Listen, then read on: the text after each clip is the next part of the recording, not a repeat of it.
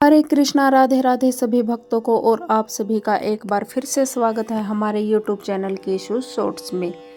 और जैसा कि आप सबको पता है कि आज अहोई अष्टमी का व्रत रखा जा रहा है। आज की वीडियो में हम अहोई अष्टमी के व्रत, पूजा विधि, उज्जमन और इसकी कहानी के बारे में बात करेंगे और व्रत की कथा सुनेंगे। वीडियो शुरू करने से पहले आपसे प्रार्थना है कि वीडियो को लाइक और शेयर जरूर करें। तो चलिए शुरू करते हैं आज की वीडियो। अहोई अष्टमी का व्रत कार्तिक मास की कृष्ण पक्ष की अष्टमी तिथि को मनाया जाता है। यह व्रत कार्तिक माह में करवा चौथ के 4 दिन बाद और दीपावली से 8 दिन पहले मनाया जाता है। जिस वार की दीपावली होती है, अहोई अष्टमी भी उसी वार की पड़ती है। इस व्रत को वे स्त्रियां करती हैं जिनके संतान होती हैं। तो चलिए जानते हैं अहोई अष्टमी के व्रत की पूजा विधि के बारे में। इसके लिए बच्चों की माँ दिन भर व्रत रखे। सायंकाल दीवार पर अष्टक कोष्ठक की अहोई की पुतली रंग भरकर बनाए।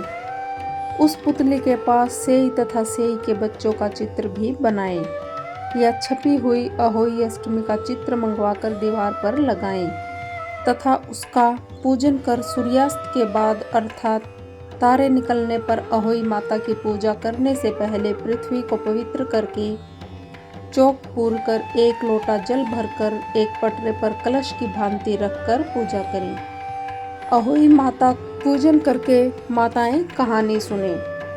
पूजा के लिए माताएं पहले से एक चांदी की अहोई बनाई जिसे शाऊ कहते हैं और उसमें चांदी के 2 दाने, जिस पर गले के हार में पेंडिल लगा होता है, उसी की तरह चांदी की अहोई डलवा लें और डोरे में चांदी के दाने डलवा लें।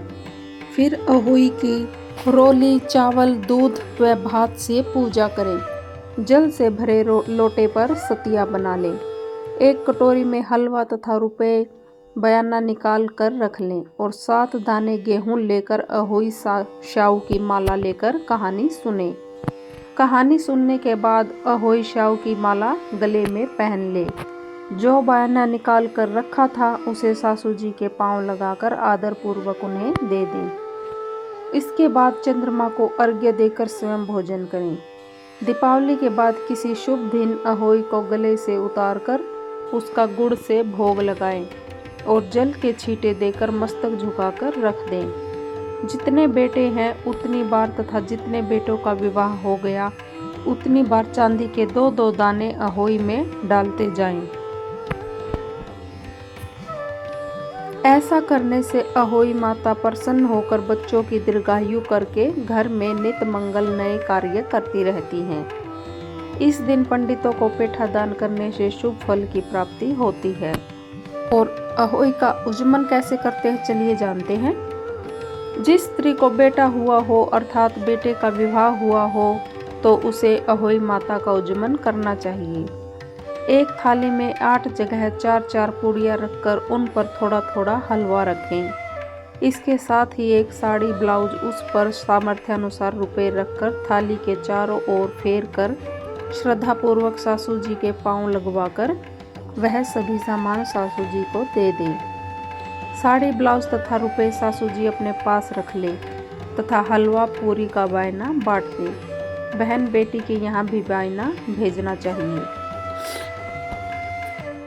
चलिए अब सुनते हैं अहोई अष्टमी की व्रत कथा। एक साहूकार था जिसके 7 बेटे थे, 7 बहुएं और 1 बेटी थी।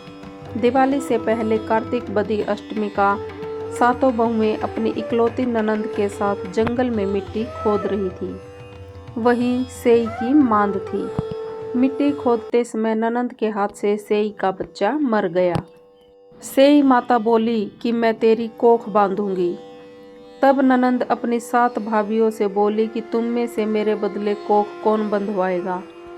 तभी सभी बहनों ने कोख बंधवाने से इनकार कर दिया, परंतु छोटी भाभी सोचने लगी यदि मैं कोख नहीं बंधवाऊंगी तो सासू जी नाराज होगी। ऐसा विचार कर ननंद के बदले छोटी भाभी ने अपनी कोख बंधवा ली। इसके बाद जब उसे लड़का होता तो 7 दिन बाद मर जाता। एक दिन उसने पंडित को बुलाकर पूछा कि मेरी संतान 7वें दिन क्यों मर जाती है। तब पंडित ने कहा कि तुम सुरही गाय की पूजा करो काली गाय सेई माता की भ्याली है, वह तेरी कोख छोड़े तब तेरा बच्चा जिएगा।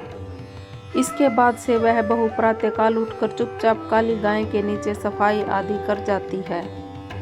गौ माता बोली, आजकल कौन मेरी सेवा कर रहा है, सो आज देखूंगी। गौ माता खूब तड़के उठी, क्या देखती है कि एक साहूकार के बेटे की बहू उसके नीचे सफाई आदि कर रही है।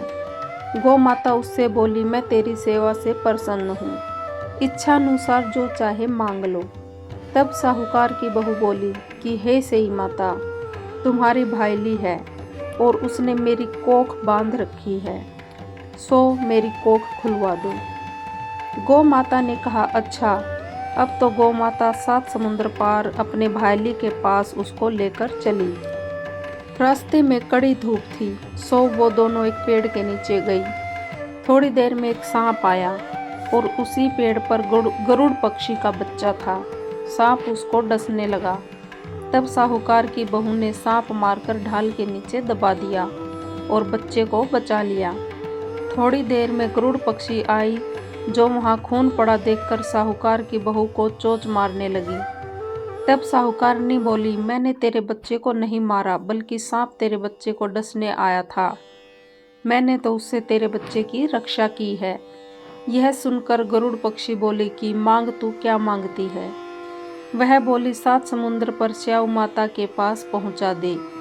गरुड़ पंखनी ने दोनों को अपनी पीठ पर बैठाकर सेई माता के पास पहुंचा दिया।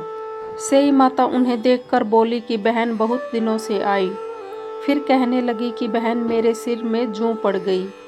तब सुरही के कहने पर साहूकार की बहू ने सलाई से उसकी जुएं निकाल दी। इस पर सेई माता प्रसन्न होकर बोली, तूने मेरे सिर से बहुत सलाई निकाली है, इसीलिए 7 बेटे और बहू होंगी। वह बोली, मेरा तो एक भी बेटा नहीं है, 7 बेटे कहाँ से होंगे।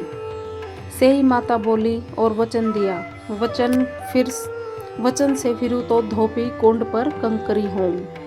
तब साहूकार की बहू बोली, मेरी कोख तो तुम्हारे पास बंद पड़ी है। यह सुनकर सेई माता बोली कि तूने मुझे बहुत ठग लिया रे, मैं तेरी कोख खोलती तो नहीं, परंतु अब खोलनी पड़ेगी। जा, तेरे घर तुझे 7 बेटे और 7 बहुएं मिलेंगी। तू जाकर उजमन करियो, 7 ओहई बनाकर 7 कढ़ाई करियो। वह लौटकर घर आई तो देखा 7 बेटे और 7 बहुएं बैठी हैं। वह खुश हो गई। उसने 7 ओहई बनाई और 7 उजमन किए और 7 कढ़ाई की। रात्रि के समय जेठानियां आपस में कहने लगी कि जल्दी जल्दी नहाकर पूजा कर लो, कहीं छोटी बच्चों को याद करके रोने न लग जाए। थोड़ी देर में उन्होंने अपने बच्चों से कहा, अपनी चाची के घर जाकर देखाओ कि वह आज अभी तक रोई क्यों नहीं। बच्चों ने जाकर कहा कि चाची तो कुछ मान रही है, खूब उजमन हो रहा है। यह सुनते ही जेठानियां दौड़ी दौड़ी उसके घर आई और जाकर कहने लगी कि तूने कोख कैसे छुड़ाई। वह बोली, तुमने तो कोख बंधाई नहीं, मैंने कोख बंधा ली थी। अब सेई माता ने कृपा करके मेरी कोख खोल दी है। सेई माता ने जिस प्रकार बहू की कोख खोली, उसी प्रकार सबकी खोले। तो ये थी अहोई अष्टमी व्रत कथा। अगर आपको कथा पसंद आई हो तो वीडियो को लाइक और शेयर करें।